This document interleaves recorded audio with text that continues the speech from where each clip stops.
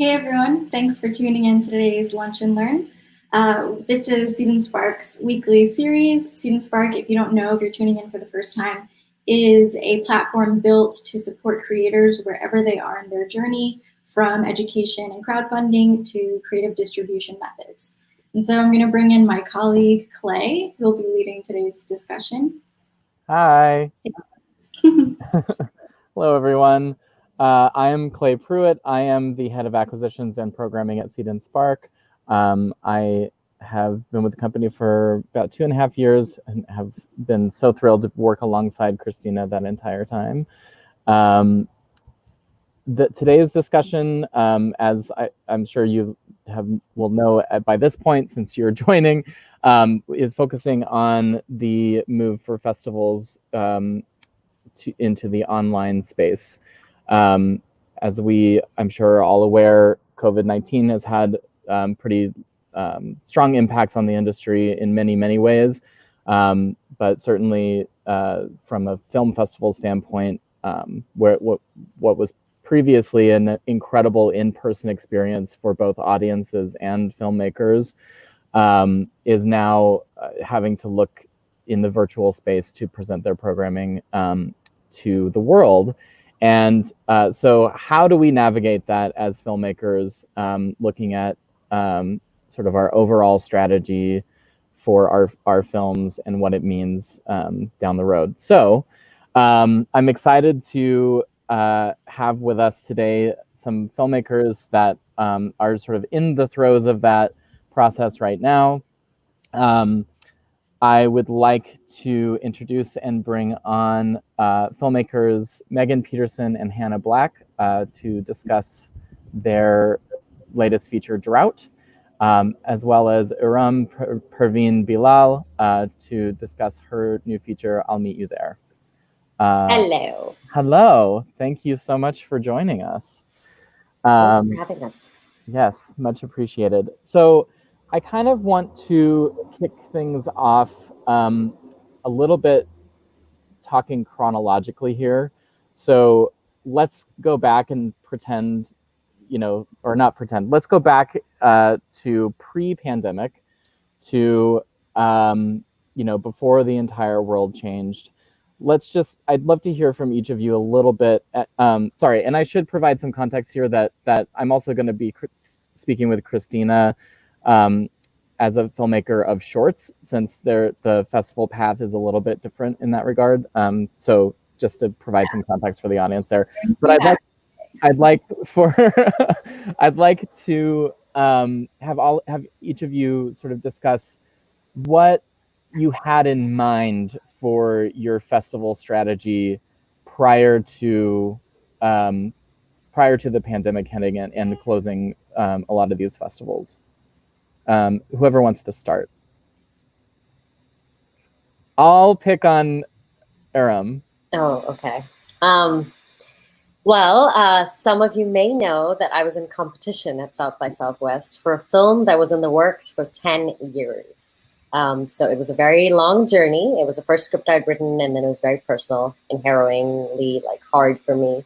And so I kept putting it away, but it kept getting into labs. And then I raised the money, and then I lost it in private investment. And then I did a Seed&Spark campaign for $101,303. Because these were all the people who wanted to give me $50,000 but wouldn't. So I was like, give me $5,000. And so that's how the crowdfunding really, it was the hardest thing I've done. I've written a blog about it, but it was helpful because it was like the pitch to restart. And then I lost the money again end of 2017. So this was that project where I was like, you know what, I'm done pushing this boulder up. But then when I put my energy in another project, this started coming to fruition. And then we ended up shooting. Like a lot of things I do, I just put a date, even though we had 25% of the funds, 4 months before the date, and somehow it all came together. If you build it, they'll come. It's true. And then everything was perfect. And then I got pregnant unexpectedly. And then I was 39 weeks pregnant, and we hadn't gotten into Sundance, all of that. I had done all the posts, and I was really, really hoping. I knew that you can't just dream of Sundance, Tribeca, South by, but we did get into South by. I was 39 weeks pregnant. I got the email. I called my husband freaking out. He thought my water broke, but I was like, no, everything's fine. We just got into South by. Then I had my baby, and when she was 2 weeks old, I found out that we were in competition. And I literally, I was feeding, it was 4 a.m. and I was feeding the baby, and I woke my husband up, and I was like, oh my God, I was freaked out again. And I said, we're in competition. And he said, okay, great. And he didn't know, not a filmmaker, didn't know how to. I said, listen, this is all I've ever wanted. I wanted to be in one of these A-list festivals in print as one of those like italicized, you know, those directors, and like, that's a thing. That's been my dream. And I said, I don't care to win an award. I don't care. I just want to go and celebrate. And so in postpartum, I checked all the DCPs. I planned after parties. I think we were going to be sold out because I galvanized the South Asian community in Austin. We had a press junket fully like prepared. Everything was ready to go, you know, and then the week from hell started where Facebook started pulling out all of this. And all of us had this like feeling, and they're like, oh, is it going to get canceled? We're like, no. The festival's saying we're not canceling. And I think they were taken, you know, off by surprise as much. Because up until like a day before that, I had very specifically had asked my publicist, and I was like, I have a feeling. They're like, no, all the press is going, everybody's going, everything's fine. But I started getting this feeling where from a party, it became this like thing I had to do, where I was like, okay, I'm not sure this is safe. Let's just get through this because the buyers won't be there anyway. So all the fun was sucked out of it. And then I remember on Friday, March 6th, I was delivering like a birthday gift to another fellow mom, and I got a text saying, I'm sorry, like a flurry of like just, and I hadn't even heard yet. And initially I was just numb, and then there was a weird sense of relief, and then it just started.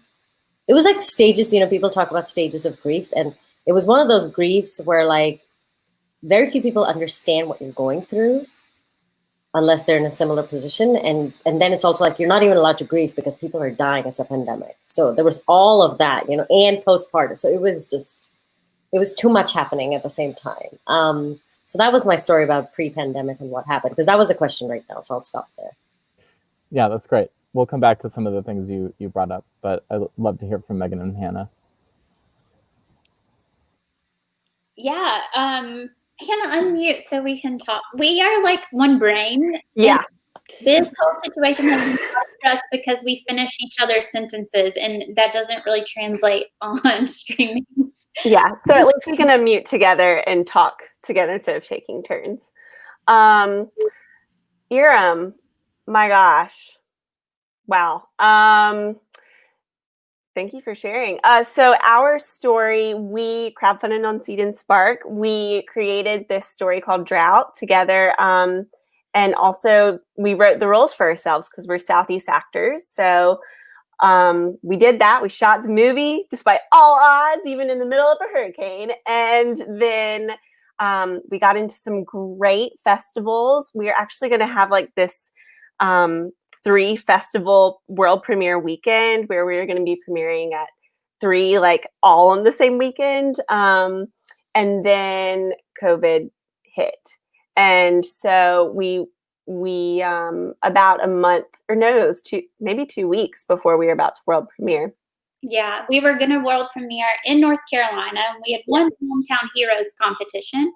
So we had those same dreams, Iram, of like, maybe South by, maybe Sundance. How can you not have those dreams? And we didn't get accepted to those, but then we got accepted to River Run in North Carolina, which was going to be our world premiere, a wonderful festival. So it felt like this beautiful thing. It's coming all back around to North Carolina where it was filmed, where we live. And it was sold. We sold out our first screening in like 2 days. It was crazy. And then all just kind of halted. Yeah.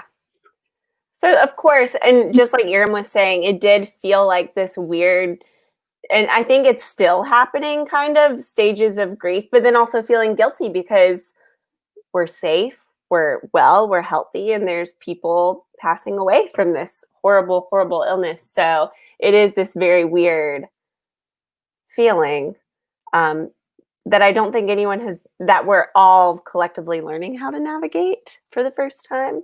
So yeah, that was our plans. Plans.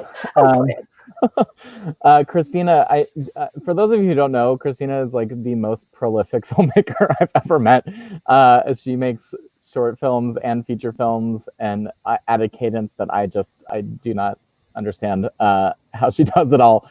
But Christina, just I guess thinking about your most recent project or projects, can you talk a little bit about what your strategy was pre-pandemic? Yeah, so I have a short called Affliction that's on the circuit right now, and it's like a heightened encounter between two coworkers that has a little bit of a genre bend to it. But I really specifically wanted to screen it at festivals in more conservative districts, and to create a conversation around consent. And my plan was to have a bunch of screenings in the spring, summer, and early fall, and release it online before the general election, and really push a conversation that way. And so we were supposed to premiere in March, and the weekend that we were going to premiere that Friday, the festival decided that they were going to pivot online. And it was very fast, and it was very last minute and very rushed. It was the Queens World Film Festival, which is my hometown festival, and I wanted to premiere at that, and I love them. And so I went online, and it was there were a lot of glitches and stuff, but it was overall an interesting experience and a good experience, and I can talk about that. But it kind of made me reevaluate everything, because I know that the people that watch online are not the people that are coming out to watch their local festival, and those are the people I was hoping to reach, and that was, so I had a moment where I was thinking of just releasing it online myself, and because it's a short, I wasn't trying to find a distributor. My goal was to just get eyeballs on it and create a conversation, but I decided, and I did write a piece about this for Seed&Spark, but I decided ultimately to go along with festivals and try this experiment out. But there is a little bit of a loss to my strategy. Kind of drilling in a little bit on something you hit on. I want to ask about goals, and specifically, you mentioned sort of what your goals were as it relates to shorts, which are obviously very different than feature, the goals you might have for a feature. So for Iram and Hannah and Megan, what was the intent to, how long did you want to be on the festival circuit? Were there festivals you were targeting beyond your premiere festival? Were you hoping to get a sales agent on board and then a distribution deal? What was the trajectory there, just quickly, so we can get an understanding of what the initial goal was before we had to move? For me, and this might not be a very popular answer for festivals, I have never been sort of like a festival hopper for features. For shorts, it's different, because you want to get your investors their money back, and you want to make more films. And I've always only said, I was one of those first people who said, why are festivals not sharing revenue? Because they're using our content, but they're not programming. This was years ago, like 6 years ago. And I picked, so for my first feature, I would only pick a festival if it was an audience that I couldn't get access to otherwise on my own, or it was a festival that was tied to some sort of a market aspect, or like a big launch. So like South by would have been a big launch. So we had also gotten into Sarasota, but then also and then there's a couple, 3, 4 more, but I didn't care. South by was such a huge thing that after that, it was like, I just need to sell. Like, I don't care. Like if I'm going to, or if I'm going to, instead of selling, or if we don't sell, I would rather go to those cities and do community engagement screenings and collect the entire box office and take it to my investors. Because I've had friends who've had screenings at Tribeca and have like 4 sold out screenings, and it's like 500, 600, 700 people. And then they distribute 6 months later, and now everybody's watched the film, in terms of that audience. So my goal was very specifically as much buzz as possible. If we won an award, great. If not, just basically get the buzz, get the sales agent, and go out there. And then maybe get 1 or 2 other festivals. And so we ended up, because I am still not repped, I don't have an agent. And so my goal was to get an agent after. It was hard for me to even get a sales agent, because the models these days are like, if you're repped by WMUCA, then they also take on your film. So we had a smaller sales agent who came on board, who's very sort of honest, hardworking guy, but obviously he doesn't have the clout that these big agencies have. Like if you ever read like the Sundance, like first of all those filmmakers are already repped. And I feel like some of the deals have already been done before they come to the festival.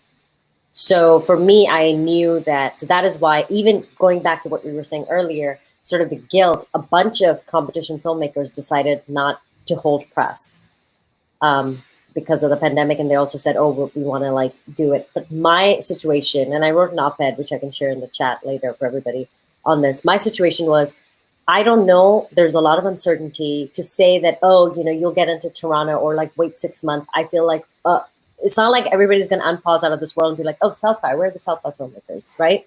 So it was like, even if it's 4 days or 6 days, I got to capitalize on this and just get the reviewers, because in our world, even getting a review is hard, right? This is what people don't understand. Even that is a privilege for somebody to like watch. Even and then when not in a pandemic. Even when not in a pandemic. And then Yeah. like, and if you're screwed by an old white male critic who hates watching anything to do with niche, then, you know, like all of this, it's like, okay, it's hard. And then it's hard to get the people who care to watch the films. And it's just, everything is hard. So at that point, it's like, if there is some access and a sliver of a line, I'm like, let's just do it. And my publicist felt the same way. And so we have all these reviews, 14 reviews, 10 glowing, 2 mixed, 2 bad. That's fine. I think it's a great, you know, but again, it's like, we don't have our distribution yet. We have a couple of offers that are just, I mean, South by gave its own offer, which we can talk about. But like, I think the film deserves better offers, but we're still waiting. And I have more people trying because I have a non-exclusive sales deal. So I have other people I can also talk to. So that's where I am right now. And that's my goal is still to just sell this film. And right now I am toying between a hybrid model of still community engagement, virtual cinema, so partnering with like a Level Forward type of a thing, a company, and just sort of going to like places like the Roxy that have communities around them that have shifted to virtual platforms, and then taking the VOD deal. So that's my current thing, because and the irony is I actually won the Women in Film Finishing Fund second time, and I actually have the money to take the film out and self-distribute, but my hands are tied. So that's life. Hannah and Megan, do you want to speak to your own goals as they were? Yeah. Our goals beforehand was, because this is our first feature and we are very new to this world. We did, you know, a couple of short films, but never a feature film. So festival run, we really researched which festivals we felt were right for us and right for Drought. And you had a plan to go to the ones that we got into. And then we were actually looking at a self-distribution tour, what that would look like. And that would be, you know, in theaters and stuff. But now theaters are closed. So that was our plan beforehand. Meg?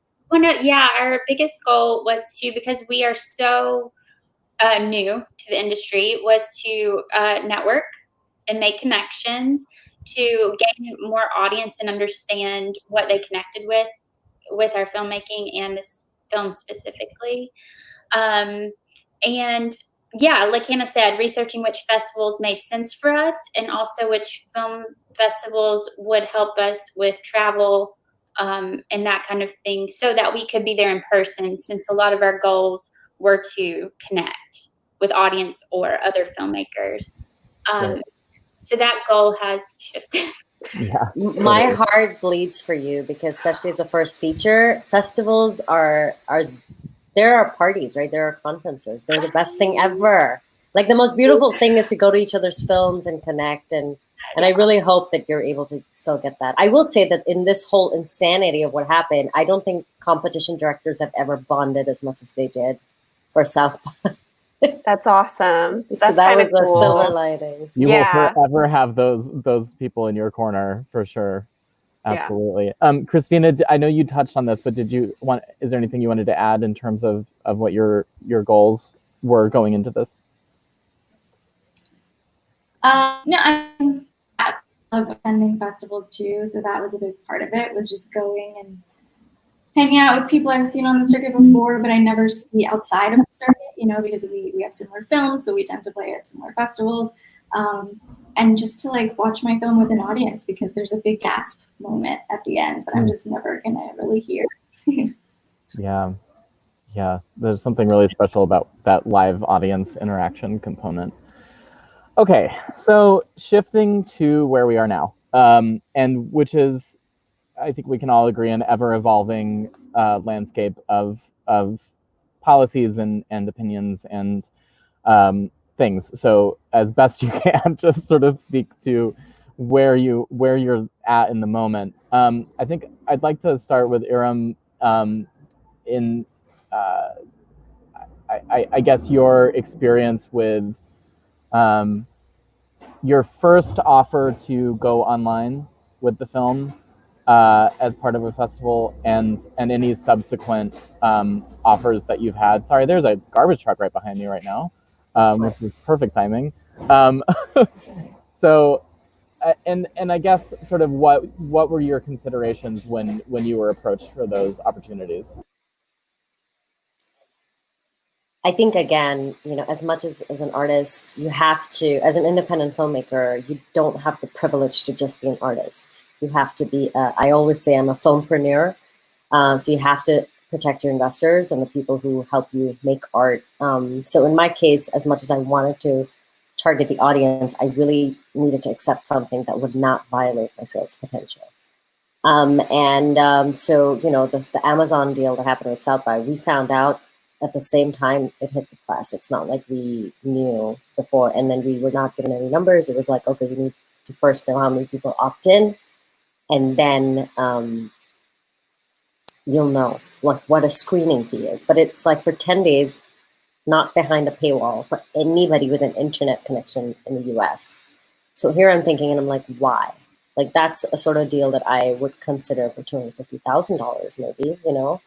That's also maybe, like, maybe I'm crazy. Like, I don't know. I mean, for some people, like, if it's their first feature, it's a different access point. If they made it for, like, I don't know, $50,000, it's different, right? And it's like eyeballs. But for me right now, it's like, it's always a balance of eyeballs with dollars in terms of ROI. And it's like, I know where my audiences are and I know how to get them. And I'm building on and off of my first couple of features. So I instantly, I had a gut reaction to that. And then, but I reached out to my co-producers, and at first I'd asked like what the fee would be, but they said, and my guess is that Amazon offered X a pot, and then based on how many people came, they have to divvy it up, is what my guess is. But not surprisingly, if you look, no US film was on there in terms of features. There were 4 features. I think there were internationals who probably do not have much of a US distribution deal anyway. And then piracy is a big condition too. It's like, I mean, you know, I wanted to bring the film out to Pakistan, especially in a very sort of responsible manner. And I was a little worried about it just sort of being available online and sort of piracy and stuff. So that is where I was in terms of that situation. I am considering festivals that have sort of protected sort of pass. So the film was played on South by's online Shift 72 platform for 10 days. And I allowed it for whoever had passes. And that is, I'm fine with. You know, there's another festival I can't talk about yet, but we're in competition. And I'm choosing the 24 hours. Because the thing is, we are in a virtual world. So the issue is, and I'm curious to hear if other people have platforms, what I would love to do is the indie version of this. What we want to do in terms of our indie distribution is that we project the film and we collect directly, whether it's through an Eventbrite or whatever, and we basically share a screen with people, right? That's like, but then it's like, how do you protect it? Maybe somebody's doing a camera print, whatever, like, you know, piracy, that's the hard thing. But the issue is that with virtual screenings, people don't show up and tune in at the same time as much for a feature. So it's almost like I am choosing the 24-hour options just because life is fluid. There's childcare. There's so many other issues, right? So anyway, that's where I am. I don't know if I answered your question. Well, you know, you did. I guess I'm curious a little bit. Like, so you had or have a sales agent, and were they specifically advising you on the parameters in which you should or should not accept? Absolutely. So the first thing I always do is I run this by, even the festival admissions, I'll run it by my sales agent and whoever is advising. And I'm like, is this going to violate? And they immediately, and then I checked with all the competition directors, everybody said, and my sales agent says, absolutely no. Because it's going to violate all US premieres if you're going to play on Amazon for free online. And then it's going to, if it's been available for free for 10 days, who's going to want to pick it up, right? So it was an absolute hard no, and that's exactly, before I responded, we all checked in with each other, and we gave it, and everybody was like, it was very much a no. And for Hannah and Megan, kind of the same question. I know that you have played on with an online festival, and correct me if I'm wrong, but it sounds like your goals were sort of less driven by a sale of the film. So you had perhaps different parameters by which you were determining whether or not you would accept to play online. Yes, but I could like echo so many things that were just said. Yeah. Yeah. The unfortunate part now is we don't know what other films have gotten into festivals because festivals aren't releasing their lineups, and so you don't know who like to ask, what are you doing? But at first it was easier to ask. Yes, our goals were different, but there were still some of the same concerns. I mean, we do still want to sell the film, whether it is we're doing Ourselves or someone else. Yeah. Yeah, so that's a consideration. So we went for Veil, we did kind of a unique thing, trying to balance the fluidity of watching a film at home is very different than a festival, but also it was our world premiere of the film. So we asked for a 4-hour window. So we did a tighter window so that it could be more of an event for our world premiere. And we kind of just told everyone to start it at, 9 p.m. here? 9 East Coast time. 9 Yes. East Coast. So we're like, press the button, play it at 9. And it went so well. Mm-hmm. And we did a live Q&A like in that 2 hours, because our movie is an hour and a half basically. So right in the middle, we did a live Q&A with Emily Best. And it was wonderful, and with our 2 lead actors as well. So that experience was truly the best online film festival experience that it could have been. It was really, really special and neat. And so now moving forward, we're finding that each festival that either we have gotten into and they're switching, or that we're starting to get into, every single one is different, what they're trying to do. So we really looked, Clay, at your article with all the research that you did as our guideline. Seriously, like, people need to go read it. For real. It was like in the chat here. Yeah, it was like our lifeline. Yeah, it's so good. That really, truly, Clay, thank you. And so we look for geo-blocking, we look for like time constraints. Ticket, at a festival to Aram that said, we want to play it for 2 weeks for free for the world. And we were like, we can't, we need to be behind a paywall. And they said, then you're not in our festival. So we had gotten in, and then they pulled our selection, and it was a good one. And so it hurts. It's sad. Especially because we want to be a part of that festival. It's hard to speak up for yourself sometimes, but we know what has worked for our film. And it's that gut reaction too. Like we have a gut feeling, even though we're not experienced, because who is really experienced in this, navigating this world? And we had one festival that we were giving some pushback about some time windowing and stuff like that. And they said, oh, you don't want to do that. You'll probably not win any awards. But what's ironic is we won the audience award at Vail Film Festival, and we were the most time-constrained movie at the festival. Yeah. So it's tricky, because you want to be like, but that's not true. Yeah. Yeah. So finding that balance. I was going to encourage you, just having just been a little further along the journey than you guys, you need to really listen to your gut, and you need to speak up, because you speaking up is going to help a lot of other filmmakers. And at the end of the day, it doesn't have to be, if it's coming with respect, they will listen. Like I very respectfully said things about this whole thing on because the hard thing is, because of all the media, everyone's like congratulating. So you've not had the chance to grieve. You can't grieve in a pandemic. And now there's this particular savior deal that people don't know the details about because it's a PR spin. And now everyone's like, oh, I'm so happy for you. Your film is saved by Amazon. And you're like, How many? So I first was like, oh gosh, I was like, I have to say something about this because people think, oh, everything's done, Iram's sorted, let's move on, right? Right. Yeah. That's Yeah. so. Christina, for you, and it sounds like, and for the most part, a lot of short filmmakers, the goal is to get as many eyeballs on the film as possible. But I'm curious if you were also looking at any of these parameters with festivals that wanted to go online, and if so, like, what was that balance for you? Yeah, a little bit. So the very first one, like I said, was March 21st, I think. So I was a yes or no really quick. And because I love the festival, I was like, sure, let's do it.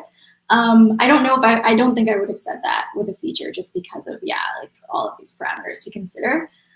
But with a short, I just went for it. It is very gut based for me with moving forward. I've gotten into a few, and the ones that I feel like are just trying to do right by the filmmakers, that's really what I'm saying yes to.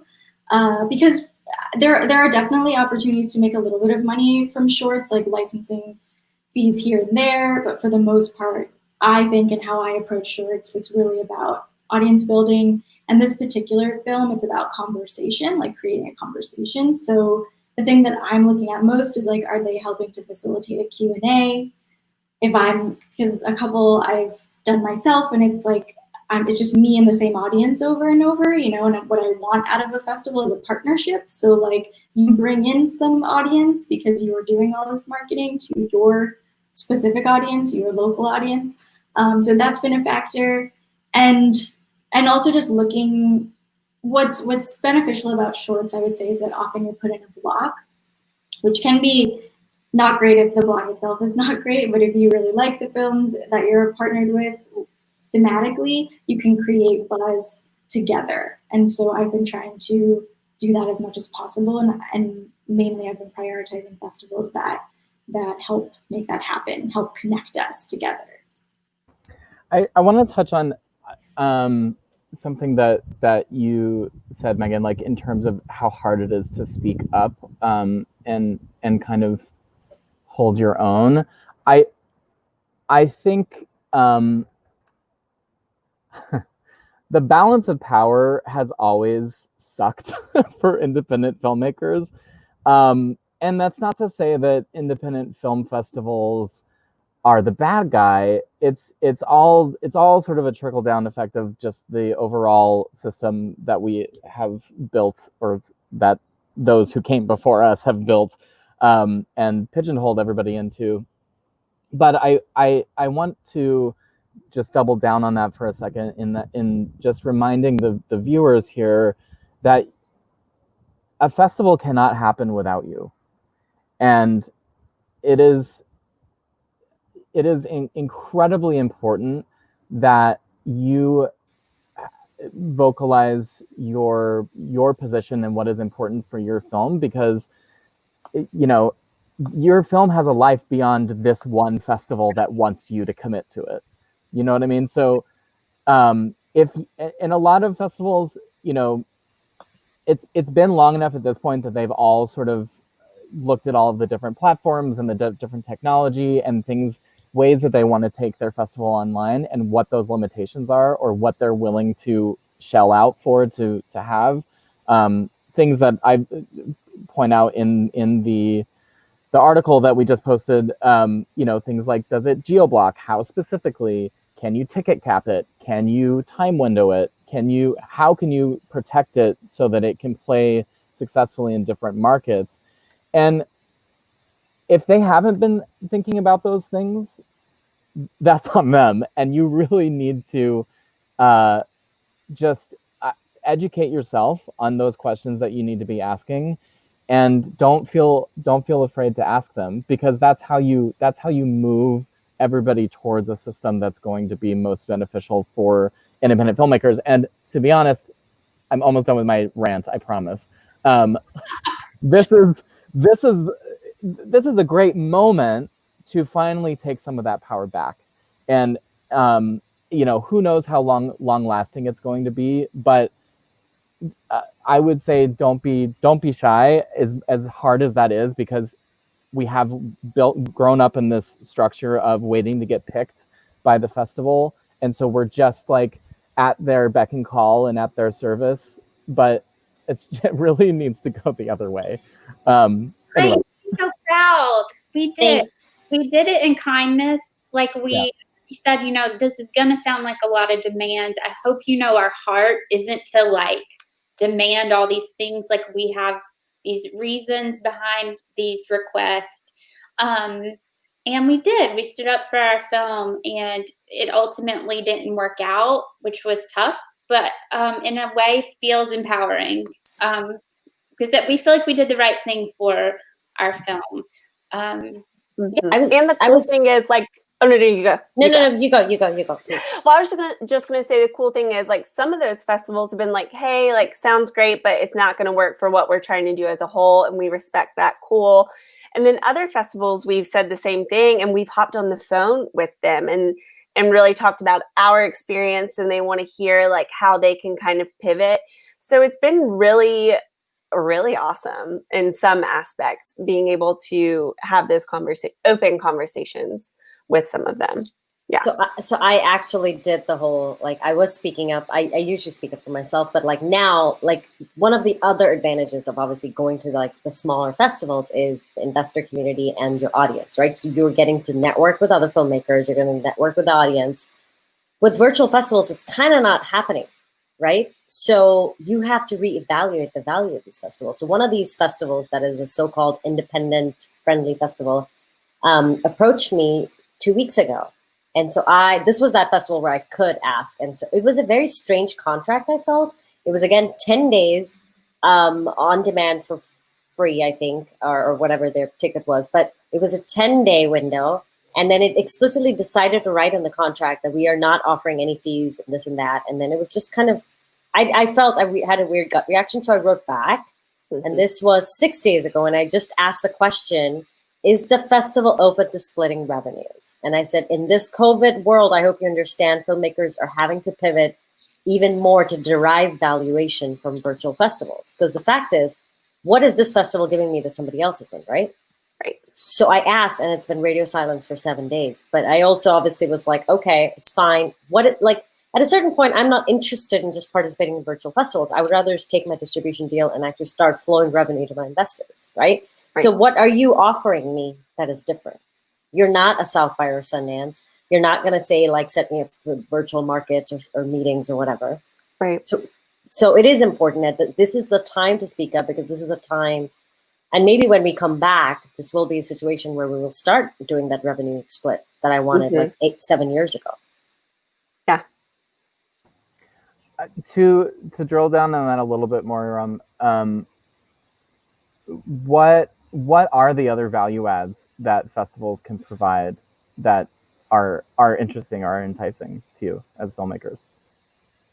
For me personally, like, for example, I had been dying to go to this festival in Durban. I don't have any, sort of mark. So expanding your audience and expanding your print as an artist, that's one so that's where I would be like, okay, fine, I would not ask for revenue, but if it's like something else here, like, I have family that lives in Seattle, so I am most likely going to go to Seattle and rent out a theater for Wallet, do my own screening, get 100% of the box office to my investors. What are you providing me? If you're SIF, okay, you're great, Laurel. So you at every festival. So again, expanding audience, access to a market, possible sales avenue, investor-based community. There's this big festival in Florida. I have a festival advisor who told me, oh, this is a rich people, basically high net worth individuals. So, okay, so is this a place, are they going to schedule meets and greets?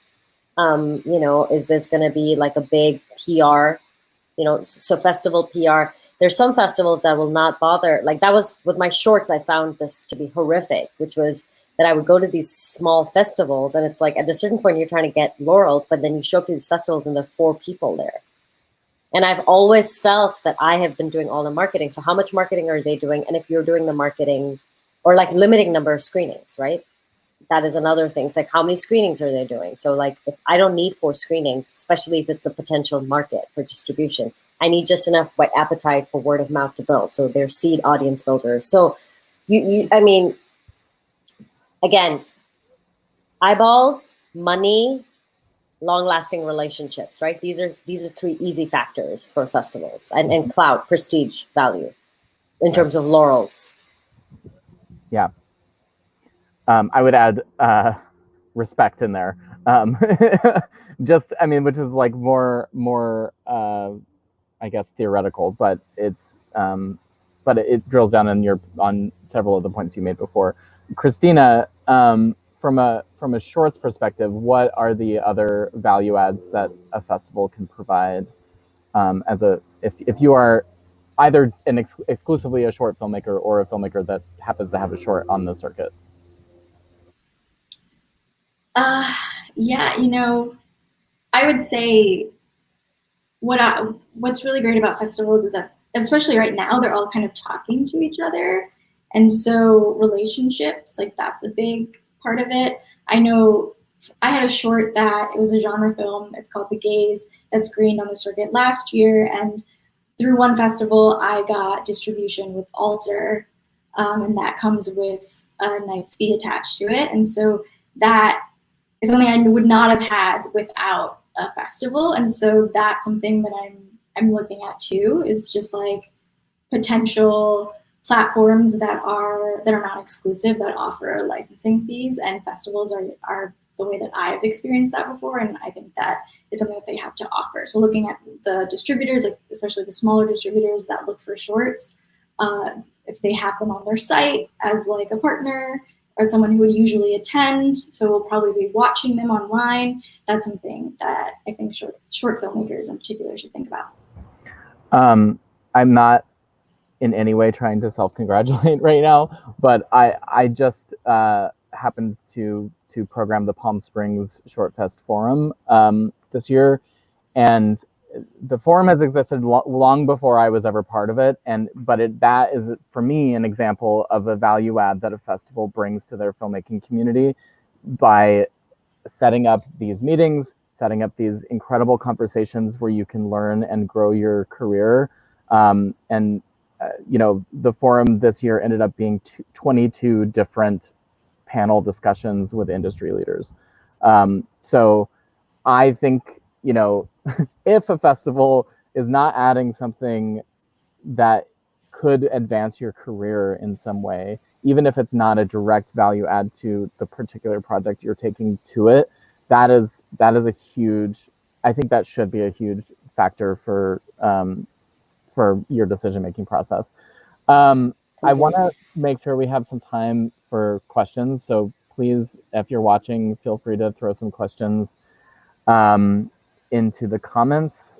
I want to, while those are coming in, I want to talk a little bit about this idea.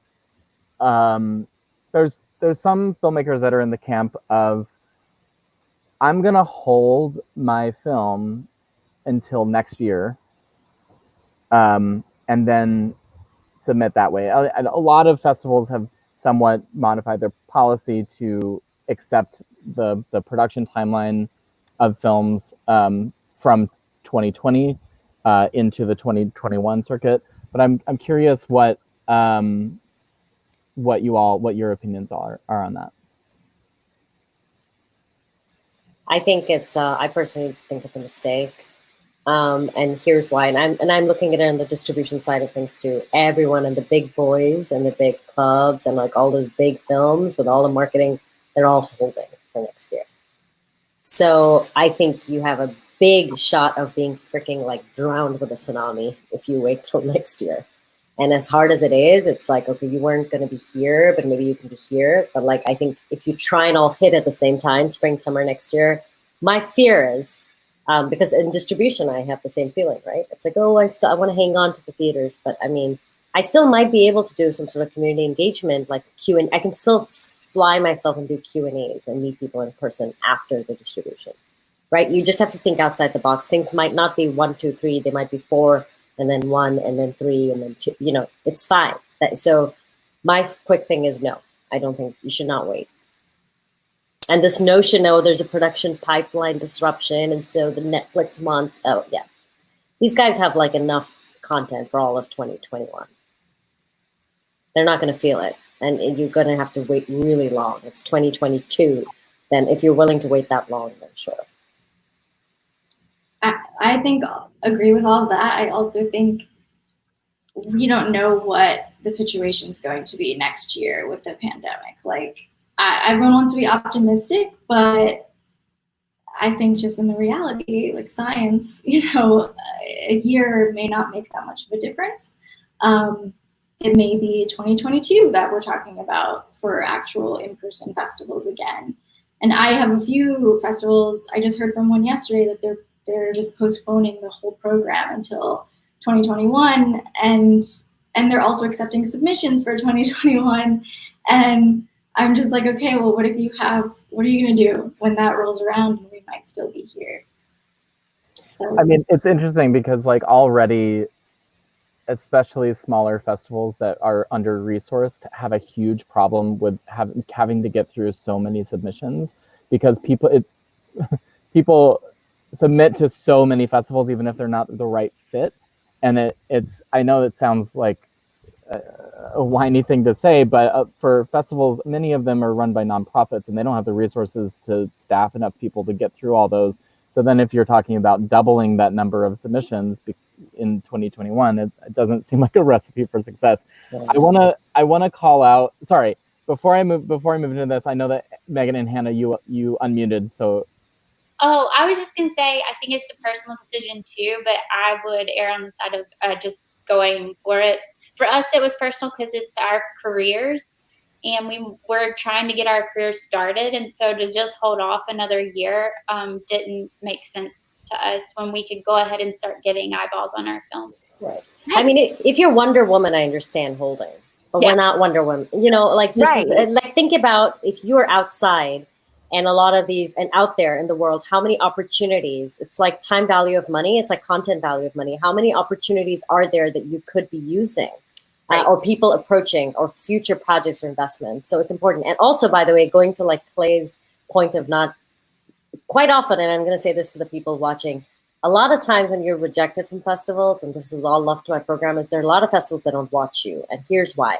So many of these festivals that rejected my film are asking me to submit this year after South by's announcement. And it's horrifying because you want to be like, this is my submission tracking number from last year. But some of them are really well known and you're like, okay, I guess let's resubmit. So this is a real issue. It's a real issue. It is a real issue. I mean, we could do a whole other 2-hour conversation on just festival programming and the issues there. But I want to just call out this comment from Indie Scene about filmmakers should be asking festivals for the data. That is one of the points that I brought up in the 10 questions that filmmakers should be asking festivals article. We have been strong advocates for demanding data as independent filmmakers. As Seed&Spark, we've been strong advocates of that for a long time. The thing is, festivals didn't previously have a digital way to collect the audience data that they now do. And it should absolutely be a demand that you are given the data of how many people are watching your film, any sort of granular data you can provide about who is watching, particularly, I'm going to say it, email addresses, because this is all about your audience building. And it is not just about this one festival or this one film. It is about a continuation of your career as a creator, and that you should have access to that audience. So yes, thank you, Indie Scene, for calling that out. That is something that you should demand. And I hope that everybody who is agreeing to go online with festivals has some sort of agreement, like written agreement that they're signing, so that there's something on paper about what you are owed and what you've agreed to. Anyway, getting into some questions here. A question from Hamza Bangash. I hope I totally mispronounced Hamza Bangash. There we go. With virtual screenings, I'm a bit worried about premiere status for my short. maybe Christina, if you, I mean, any of you, but to start with Christina, talk about the importance of premiere status and or how to navigate that right now. I honestly think it's kind of out the window right now, especially with shorts. And I would say most festivals, like reputable festivals that I think are worth being part of, have signed our pledge, which, Clay, I don't know if you want to talk a little bit about that. But I think everyone has kind of agreed that it's so hard to even like say what premiere status is if you're online and it's with a festival that's in a specific city, but they're making it open beyond that city or state. And so most of the festivals I've spoken to have removed any kind of requirements around that, and they've just been very willing to work with filmmakers. So I would caution against a festival that's trying to hold you to some sort of premiere status right now. I mean, except I think the really big ones, like, I mean, like the sort of Cannes, Locarno, all of them will, between each other will. But yes, I think, but also like a lot of festivals are, these virtual screenings are tied to ticket sales and pass holders still. So there's some sort of feeling still that you are going to that festival, right? So, yeah. I'll tell you, for South by, they told us, they gave us our world premiere status back because they said this is, if you in the fall there's a physical screening, you can call that your world premiere. So we change all our laurels from a world premiere to official selection only. Also, you know, there are a lot of festivals that, even the bigger ones, that don't have premiere status requirements for shorts. Like a lot, you know, will screen even a film that's already online. Even Sundance doesn't have a premiere status requirement for shorts. Right. So like it's a lot easier to navigate than for a feature. Yeah. Have we seen any films get, this is from Reemerging Films, have we seen any films get sold or picked up for distribution at any virtual festivals? Admittedly, I should be more up to date on this. I have not seen anything come through. I feel like I read a Deadline article about something like this, but again, like it's a little bit misleading, because in a lot of times films that have sales agents, those distribution deals will have occurred outside of the festival setting anyway. So for a festival to claim that they had so many deals that happened as part of the festival, it's a little bit of misinformation. I mean, it's helpful that you are a selection, then that's probably a factor in the sale, but I think it's more a reflection of being a selection of that festival rather than the actual act of going online, would be my thought. Everything you said, absolutely. I know of a film that from South by that is distributed, but she had a deal before South by anyway. And before, so if the question is have you heard of any films that were discovered in the online virtual platform? I don't think so personally, but again. And I personally think like everybody is like pushing the caution button right now in terms of, especially if you're in the business of selling films. So I'm sure that there's a lot of like, you know, discussions happening, but it's probably wondering how the rest of their virtual existence will play out is probably going to be a factor in the ultimate decision process. Also, sometimes you hear about the big flashy deals from Sundance and South by and whatnot that happen like in 24 hours or whatever. But by and large, those deals take like months and months to come to fruition. So you know, I would watch this space, I guess, is the point of it. Okay, another question here from Indie Scene. Talking with distributors / sales agents, etc., regarding your film, do they still focus on the domestic market? Iram, I'm gonna go to you. You smiled. So No, they're terribly aggressive. And there's an article by Liz Manoschel on this that's incredible. I should find it when I'm muted. By and large, worldwide territories, the first thing they'll say, all rights and universality, 15 years. They're very predatory. So you have to, that is always the first thing, and it's their cookie cutter, which is depressing. But you need to go and obviously demand, try and break territories. For me, it's very important because I think with the whole South Asia angle of things in the UK, I feel like I have better relationships than a lot of these people will try. I feel like a lot of American sales agents do not understand the international sales market as much. There are a few, sure, but I would rather have a domestic sales agent and then an international sales. But yes, they ask for worldwide. I've never heard of anybody immediately ask for just North America out there. So you need to carve and you need to be aware of it and ask, and always try and reduce the term. 15 years, it's ridiculous, but that's what they ask for.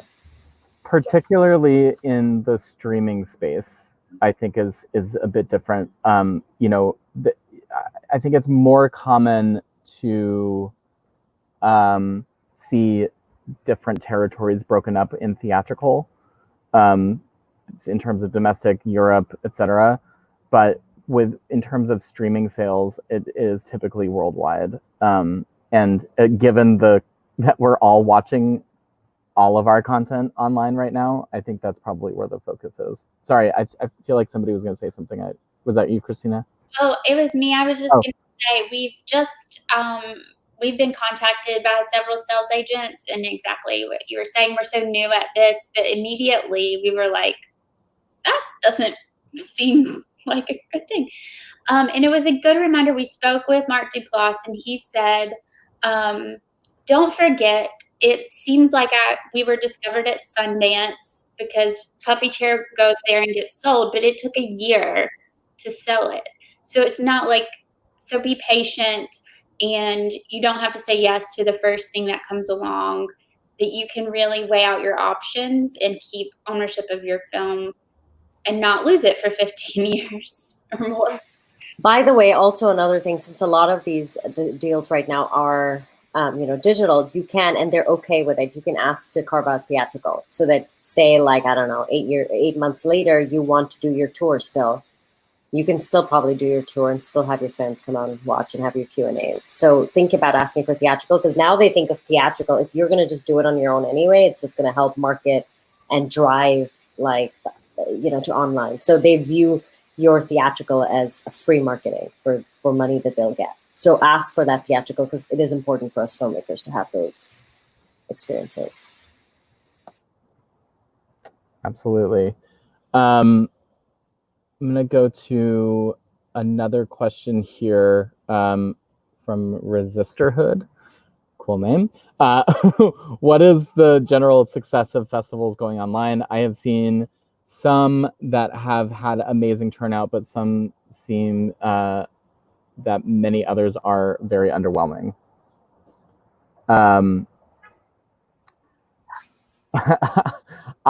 I mean, I will say, just to kick it off, I think this is the jury's out.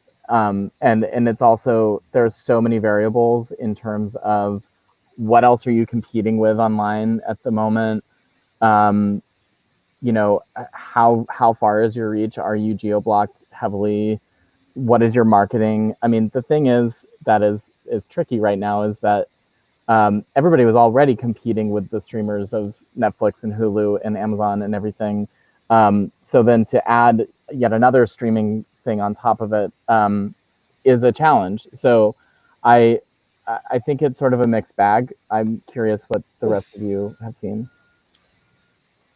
I'll just offer, because I've been on so many webinars trying to figure this out. I was on a webinar with Kino Now, which is more distribution and not, so it's online, it's virtual cinemas. So essentially, if you go to Lemley's website and watch virtually, so it's connected to community theater base. And I think I got a ballpark number of anything from 10 to it wasn't more than 40%, if that's your question, of what audiences were normally. Anything from 10 to 30% is what they're feeling. But at least there's some box office. Max was 40%, I think. Don't quote me on this. These are just ballpark figures. I'll say like what Clay was saying, like there's so many variables, but the one variable that Megan and I found that we could control, because my gosh, everything's out of our control right now pretty much, is the amount of marketing that we can do ourselves.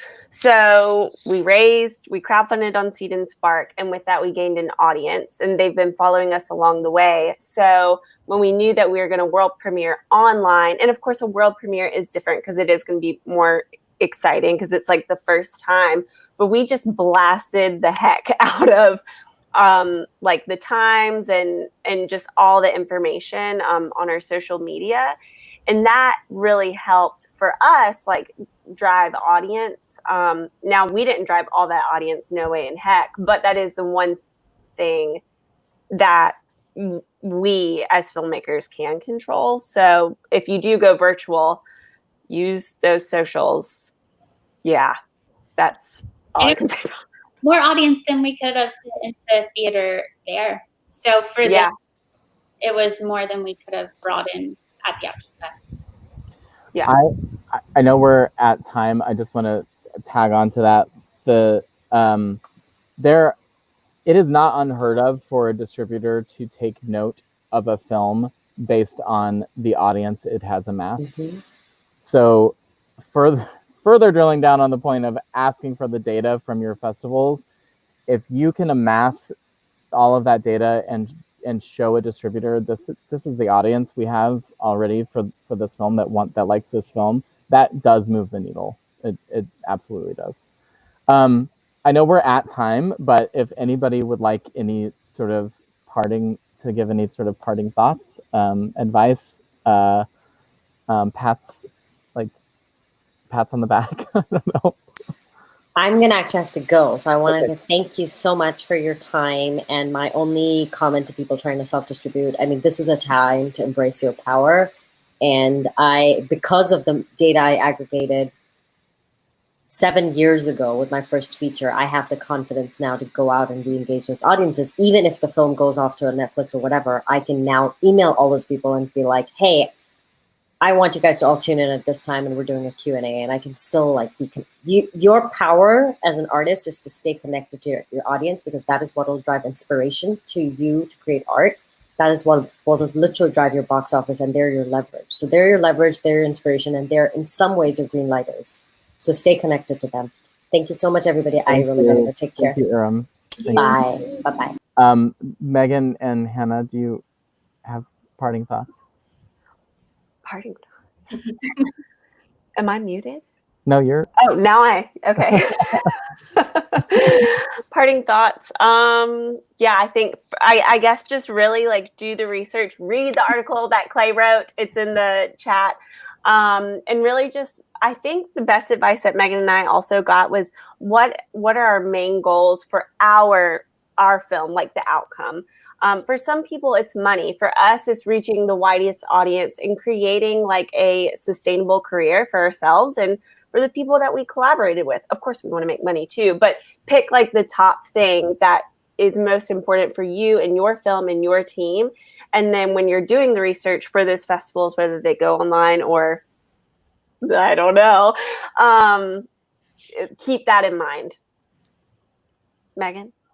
Yeah, I echo what everyone said. And to really, I mean, for us, our audience has, like Iram was kind of circling back to, our audience has really gotten us along the way the whole time. They're why we made the film, to help, to share autism acceptance, to give a platform for women in film, to show that you can make movies in North Carolina in a small town. And so just to remember the heart of why you've made your project and not to get derailed by all this, even because there's so much information coming our way, not just for film festivals or what to do for distribution, but just how to exist in this world. And I think just give yourself grace if you're trying to figure it all out right now. I think that's excellent. Christina, any kernels of wisdom? I mean, they all said it, but I'll just kind of say it again, that there is no one right path for every film. It's really about your specific goals. And there's no right answer for every festival. And so it really comes back to evaluating what you're trying to get out of the experience and what you hope to happen to your film. And I would love to do a little plug on that note. We talk about goals and setting goals for your film and what to do in our distribution workshop, which we'll be teaching again on Monday. So you can find that on seedandspark.com/events. It's free. You should totally attend if you haven't before. Excellent. Well, thank you all so much for your time. This has been very fun, and I'm sure we could keep going for an hour, but thank you for the time you've given us, and good luck. And thanks. Thank you. Shout out to Malik. Hi. Yeah, Malik, what's up? Thank you so much, y'all. Thank you. I'm going to put my Seed&Spark hat back on again just to plug some other events we have coming up. So next week, our next Lunch and Learn is going to be about how to use events to promote your project. So I'll be joined by 3 other Seed&Spark team members to talk about how you can do that, both live events and virtual events. So we'll be covering both territories.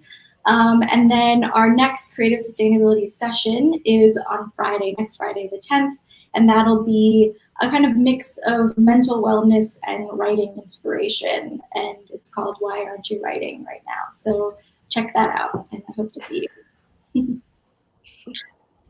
Thank you. Bye.